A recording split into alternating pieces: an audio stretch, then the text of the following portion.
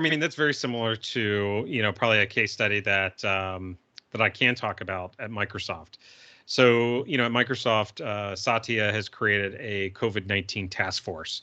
Hmm. And in a very similar way, in a very crowdsource oriented way, that we see here in the example there in Columbus, that essentially, I'm a member of this where we essentially reach out to the community within Microsoft to figure out how we can proactively help our customers.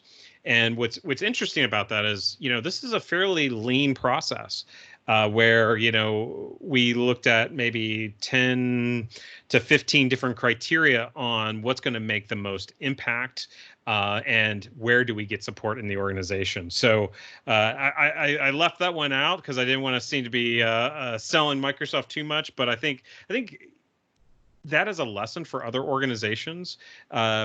Is a good one. Is, you should be doing those sorts of things within your organization, because at the end of the day, we've now got this new normal that most companies haven't experienced.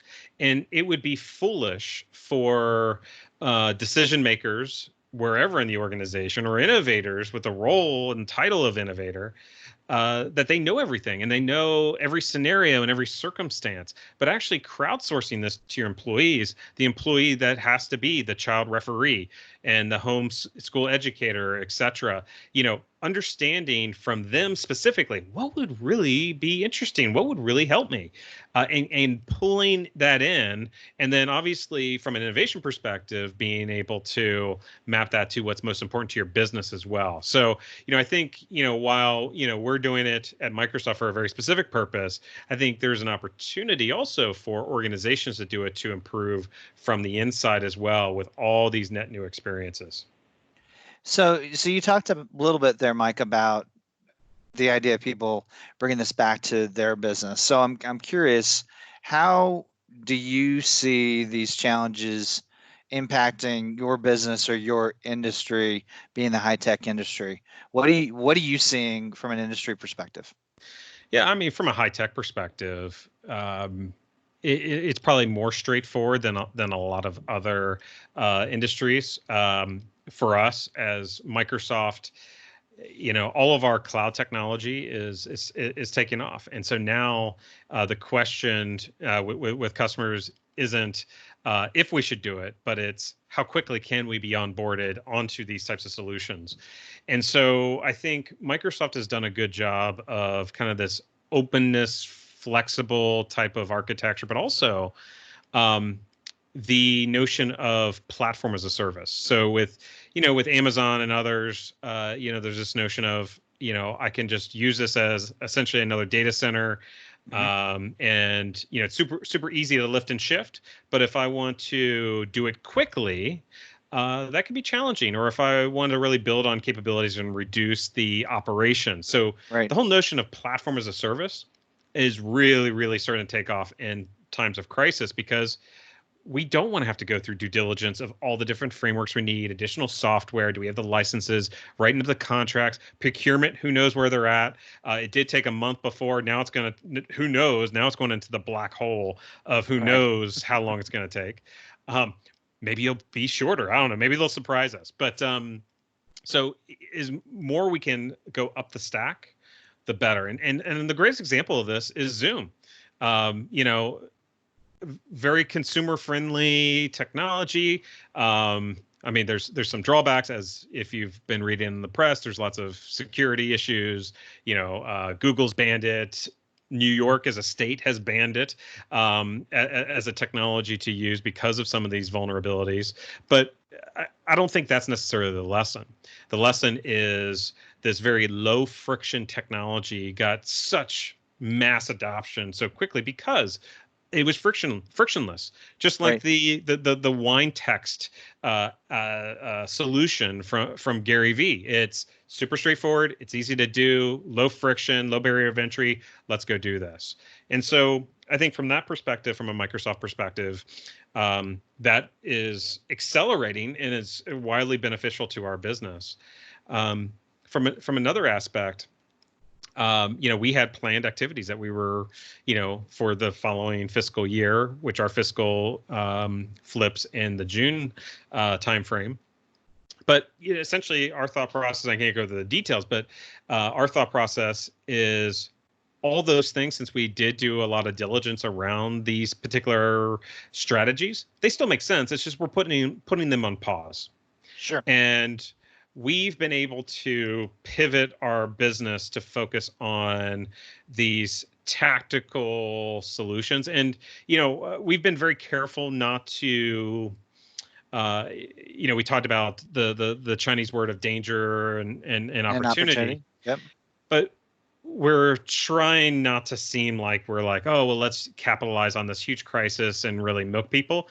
But so we've actually throttled back a lot of our marketing as a result of that, because that's not really what we're about. We're really, and you've seen this from, Satya and all the things that he's been doing when he's been working with execs all around the globe, and our contributions, both monetarily and giving away Microsoft Teams for free to all of these industries, to school systems, et cetera, that are in need. Right. Most companies wouldn't do that. And so from a high tech perspective, I think what this is going to do for us is it's going to continue to show the importance of these digital transformation activities, that it's going to accelerate those. It's going to make kind of the digital worker, the citizen, whatever you want to put in, behind that, even more exemplified.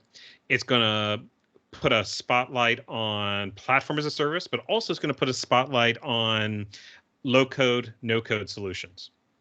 So, the whole slogan from Salesforce.com, the no software thing.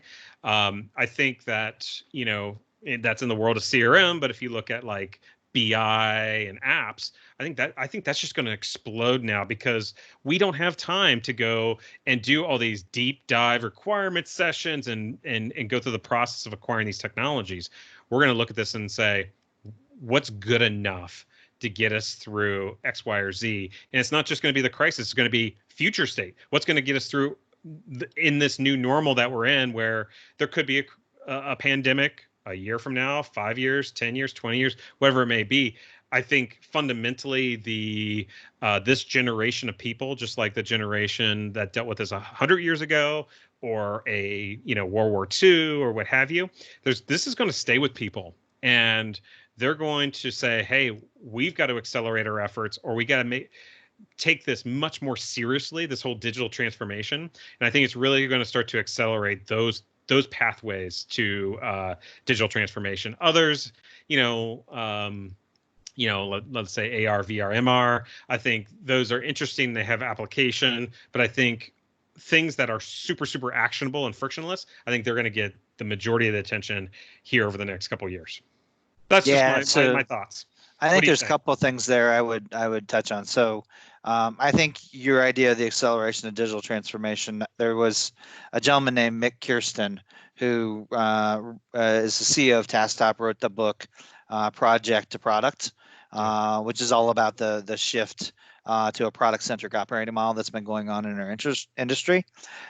He wrote a really nice blog article recently talking about how this pandemic is going to really accelerate us through into the digital revolution, into this kind of next stage. We kind of had been on the verge of it as we kind of go from the previous industrial revolution, but this is going to really accelerate us through and into that age. So I think that's one thing I would highlight. The other thing I would highlight is just how the impact the technology is having to help solve these problems, right? How many stories have you heard about researchers and professors and doctors applying artificial intelligence to help solve for vaccines, to help identify drugs, to help treat COVID-19? Artificial intelligence is playing a huge role. How many stories are there about the use of robotics, say over in Japan or other places in Asia, to do delivery of goods and services, not so much services, but goods, to help eliminate and allow for some of that social distancing? And I tell you, people aren't talking about this, but I think you're absolutely right. I think the robotics side, people aren't talking about it, but I think that is going to start to take off in a much, much more material way. And I'm not just talking about drones, but No, I'm no, actually talking yeah, about just all sorts of surface robotics. Yeah. vehicles, the whole nine yards. Sorry for interrupting you, but yeah, I think that's an important point. The other thing I'll highlight here is that I think the leadership role that leaders from the tech industry have played through this journey, whether it's former leaders like a Bill Gates, who has just been amazing with some of the things that he has done, or whether it's people like Satya, like you talked about, or I believe it's Jack Dorsey from the Yep. CEO from Twitter, just donated $1 billion to the cause for this. Or even on a more personal level, I won't mention his name, but one of the folks that helped start this Can't Stop Columbus effort that I was talking about just quit his full-time job to go work for this volunteer effort full-time to help fight Wow. this. And so I mean, there are leaders all across the tech community, big and small, that are just leaning into this. And maybe it's because that's where we play, Yeah. but I haven't seen that as much from other industries, from other leaders. So it makes me proud to be in technology when I see responses like that. Oh, totally. And another big one, Elon Musk Oh is yeah, another big one that's really stepping up. But you're right. I mean, um, the high tech and innovation companies, the Valley, I mean, have all stepped up in a very material way, and yeah, it's something that we can look to and continue to aspire to gain. And Bill Gates and all the stuff he's doing, that he was doing, and now that he continues to do, is just extremely refreshing. Um, so in this new normal, everyone's social distancing. We're a connection away. uh, how has this changed as far as, because obviously innovation is can be a very personal thing, can be a very humanistic experience. How has that process changed for you guys in this kind of whole social distancing world? yeah. So it's been a couple of things. So first, we've gone back and are reassessing all of our current innovation initiatives. How has the need changed? Are Mm, we still solving a problem, or is what we thought was a need no longer a need because of this new world?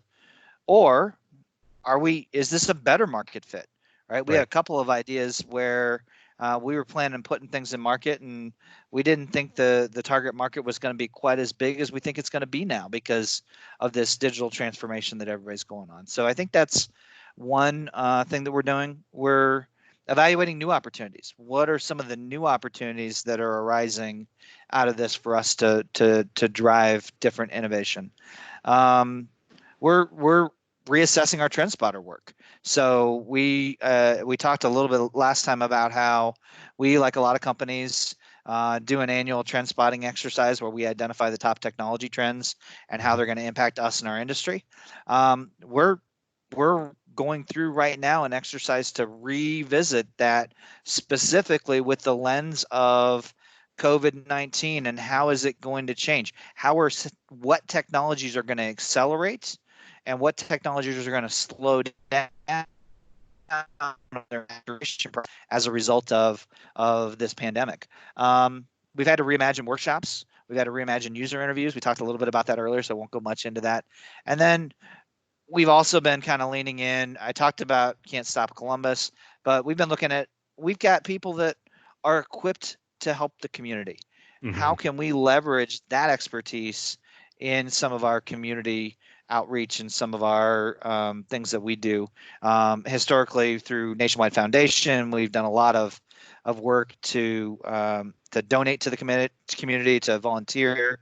We've continued to do some of that here, but we think that our innovation team can play a unique role in volunteering and giving back to the community through this process. And so we've been trying to do some of that as well. So as you start to revisit some of your trend spotting work, I had mentioned, some of the predictions that I have. I think that, cloud in general, that's kind of an obvious, but more specifically, low code, no code solutions, platform as a service is really going to take off.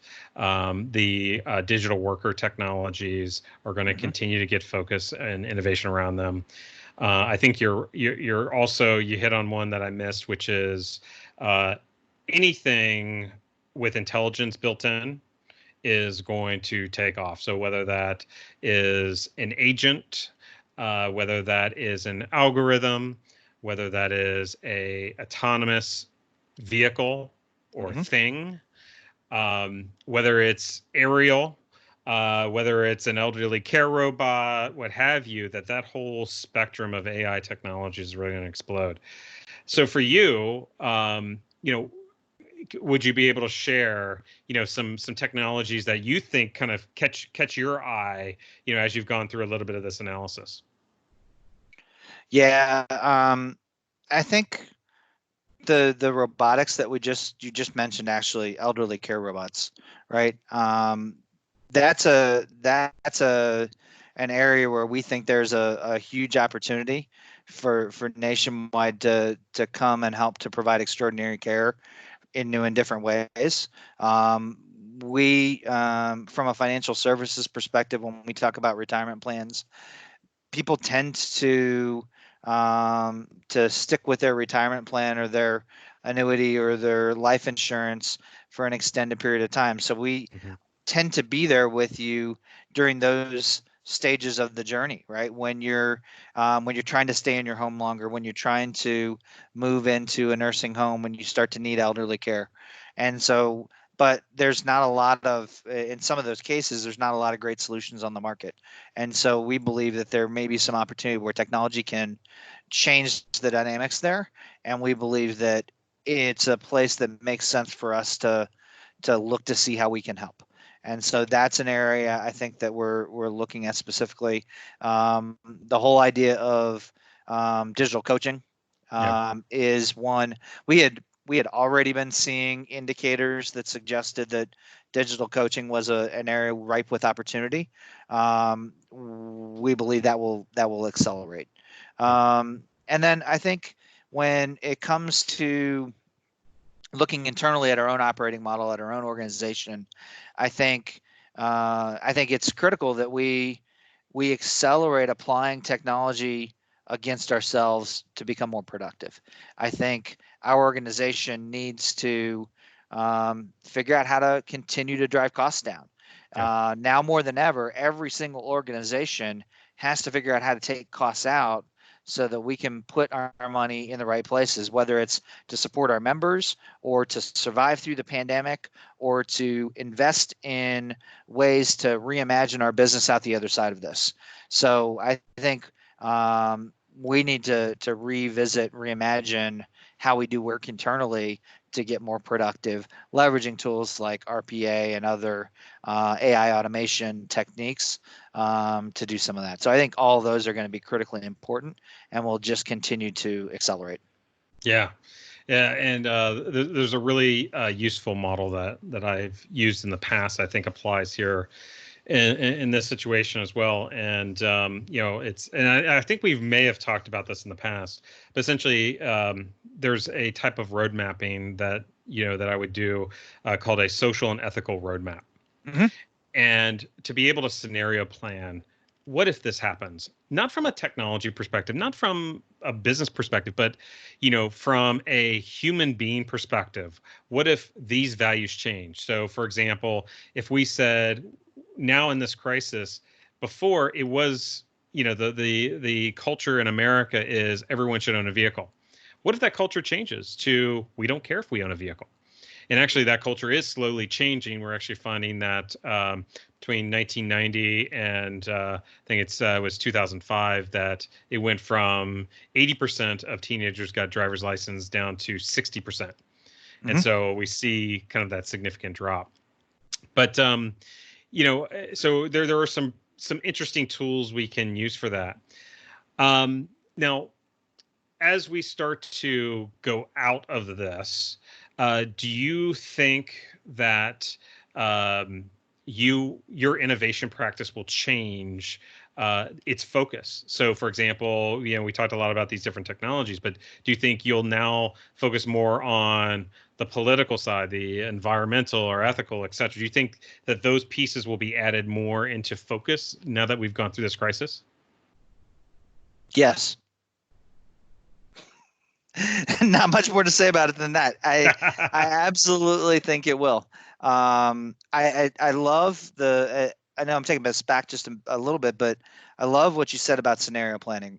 Um, when when I look at our innovation practice, I would say at least our innovation practice, and then I would even say in some of the other innovation practices I've seen and been a part of throughout my career, I think scenario planning is actually an underutilized tool in the toolbox. Hmm. I think a lot of times when we talk about strategy, when we talk about innovation, we envision one future and we anticipate one future and we plan for one future.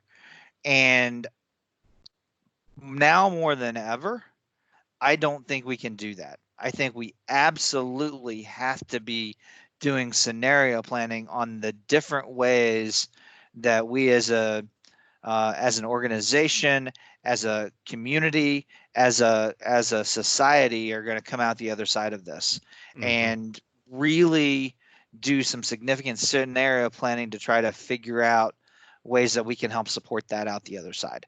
Yeah. So I think that more than anything, if I was king for a day, I would I would reimagine innovation practices around scenario planning much more significantly than I've ever seen them before. Yeah, totally. I agree. If folks have a Gartner subscription, there's actually a toolkit that I wrote on that. Um, and you're absolutely right. So how, even with scenario planning, I would talk to clients and they would fall into the trap of one or two scenarios that they pivot off of. And so, what I advised in that research is, establish a few kind of hypotheses, establish kind of, I think this scenario, that scenario from a macro perspective, and then blow that out and say, here are all the different permutations based on that, Mhm. and map it to persona based analysis and say, okay, here's how these personas would interact. What if this persona did this in this particular case? Or, millennials didn't like this for this reason, but is really popular with, cohorts over 60 or, what have you. Mix it up, create essentially a catalog of business scenarios. Mhm. And then you're able to look at that, and then you can start to do some analysis and say, oh, now let's do the what if analysis. What if this scenario happens versus that scenario, et cetera? And you can derive to a much more kind of well vetted set of recommendations coming out of that. If you just kind of go through and do a typical kind of journey map, in my personal experience, I don't find traditional journey maps all that useful. Really, where they are useful is where you say the journey map is an output of your business scenario catalogs, and you pick a few of those and you create journeys around those. Those can be much, much more impactful because now it's not just a theory on a journey. Now it's, hey, I've actually put some wood behind that arrow. Yeah, absolutely. And one of the things I think that doing this kind of scenario planning and journey mapping that you describe will do is it will lead to a lot more unique solutions into the marketplace, a lot more unique and different ways for companies to help customers solve their problems, or for companies to support customers through their time of crisis. I think one of the things that I've seen an awful lot of, industry by industry, is somebody comes out and does something. I'm going to go give away free subscription to my streaming service for Hmm. a month or whatever it is, and then everybody in the industry follows suit because they don't want to look bad in response of this crisis, and they. But I think what companies are doing is they're not thinking through what the real need is and how to solve for that real need.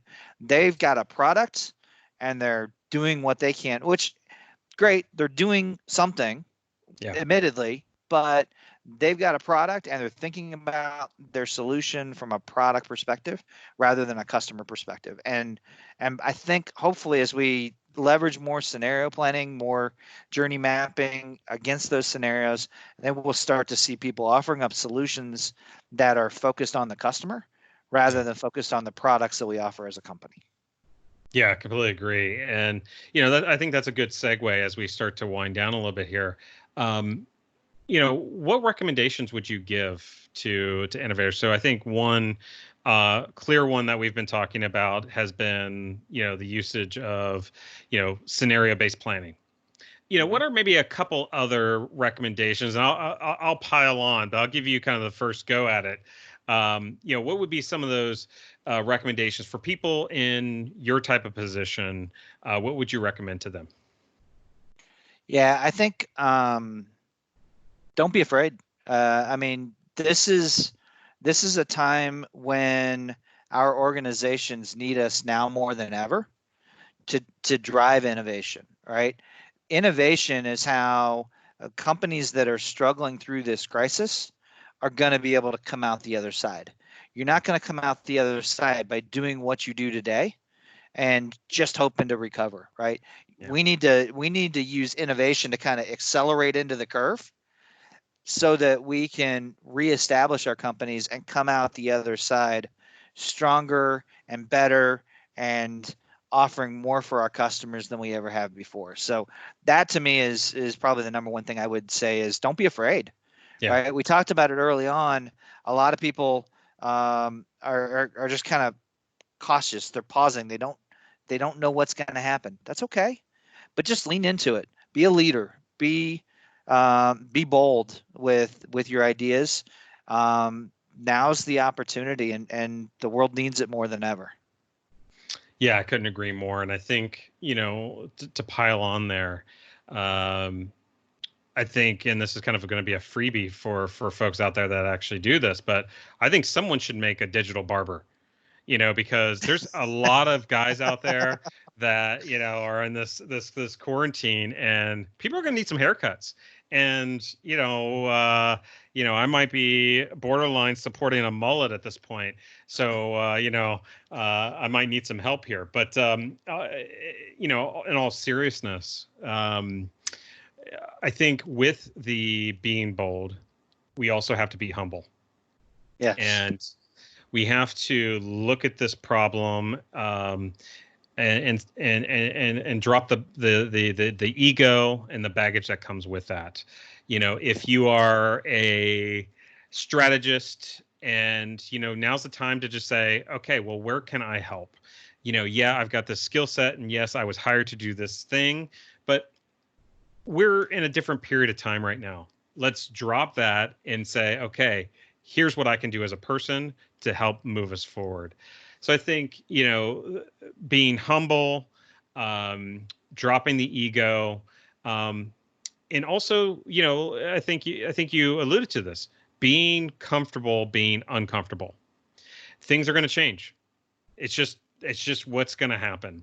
And so I think coming to the realization and expecting and embracing that uncomfortableness, because I mean, change is uncomfortable. I mean, I'm not going to Yep. lie to people. And everyone, even I, I love living in ambiguity, but even for me, it can be scary. It can be challenging. It's easy to kind of retreat, but just be self-aware and Yeah. understand that. Um, I, Yeah, I would just build on that. I mean, to your point, this whole element about being self-aware is really important. We've had a lot of fun for the last however long it's been, talking here today about what the opportunities look like and whatnot. But I also recognize that you and I are very fortunate. We still have our jobs. yep, We're not likely at risk to lose those jobs anytime soon, because of the nature of the companies and the industries that we work in and the jobs that we do. Um, and I recognize that most of your listeners on this podcast are probably in a similar boat, although I'm sure there are some of them that have lost their jobs. yep, And for those that are out there, I feel for you, and I wish that there was more that we could do. Um, but we're not necessarily normal. We're not representative of the American population. And I think as we create solutions, we have to remember who our customers really are for those solutions, for those new innovative ideas. And to your point, we have to be self-aware about what they're going through right now. Yep. The challenges, the complexities, the financial crisis, the emotional crisis, all of the different things that they're going through, what they're going through, what their families are going through, what their kids are going through, and we just have to be cognizant of that. Yeah, and I think that empathy is the word, right? Yep. It's really understanding that, even the country we live in, even from that perspective, Yep. we've got different challenges and not as drastic of challenges as other folks have, and it's unfortunate, and that's where, like we talked about earlier, folks like Bill Gates and Elon Musk and others have really stepped up to help those situations, but it's tough. Mhm. And, if you are in the food service industry, or even let's say from an innovation perspective, if you just booted up a startup, Yeah. most likely you're not doing that anymore. And Right. that sucks. It really sucks. Mhm. And because you could have this phenomenal idea, but just by circumstance and timing, we're here and we've got to deal with this. And so I think, even some of that advice that we were given earlier around scenario planning, et cetera, apply that to your personal life. Apply that, say, hey, well, what if I did this? What if I did that? Don't be siloed in your thinking that I can only do this or that. Use this as an opportunity to maybe challenge yourself and go into a new area that you're passionate about. This could be a great excuse to go do those things. And I think, kind of the last thing I'd say, because this is a lot of these recommendations are intangibles, Yep. is really embrace the whole notion of whether it's you following a formal practice of it or an informal practice of it, but practice the mindfulness. Really take the time, and it doesn't take a whole lot of time. Spend 15 to 30 minutes every morning before you check your email and your Facebook and LinkedIn and all that stuff. Just think about and reflect. What am I grateful for all the bad things that are going on? What am I grateful for? What do I want to do? What do I want to accomplish? Go through, and there's a lot more to that, and we don't have time to go through all the Right. mindfulness Right. stuff. But you don't have to be in a state of meditation or what have you. But just going through that process and being more self-aware will significantly reduce your stress, but also it will give you an opportunity to be much, much more deliberate and be less reactive. And I think the last thing that we want to do right now in this type of crisis is just, be a bull in a china shop and just be completely reactive on everything.